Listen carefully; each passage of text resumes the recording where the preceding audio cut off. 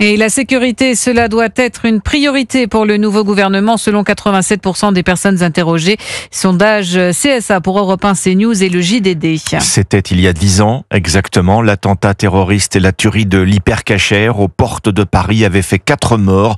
Le traumatisme est encore très présent aujourd'hui. Impossible d'oublier ces longues heures d'angoisse. 26 personnes retenues en otage par Amédi Koulibaly, armé. Il était entré dans l'Hyper-Cacher avec l'intention de tuer des juifs.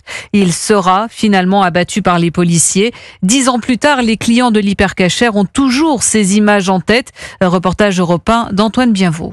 L'horreur, le choc, les larmes, en franchissant les portes de l'Hyper-Cacher comme toutes les semaines depuis 25 ans, Béchade revoit encore les scènes d'horreur du 9 janvier 2015. Quand on rentre à l'Hyper-Cacher, on a le souvenir de l'attentat tout le temps dans la tête. Surtout que le Yoav Attab, qui est décédé, c'était un membre de la famille. Il y a ce petit pincement au cœur comme ça, on y pense. Quelques mètres plus loin, Claude vient aussi faire ses emplettes.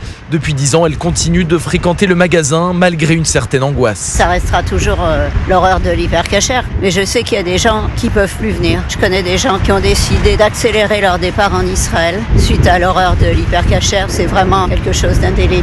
Pourtant, de nombreux Parisiens continuent d'arpenter les rayons de l'Hyper-Cacher. Tout un symbole pour Franck, client régulier de l'enseigne. Je crois que c'est la meilleure façon de lutter contre le terrorisme. C'est en fait de continuer. On va faire nos courses. Si on n'y retournait pas, en fait, ils auraient gagné. Donc on ne laissera pas ça. Une volonté de résilience partagée par tous les clients du magasin, toujours hantés par la barbarie, 10 ans après le drame.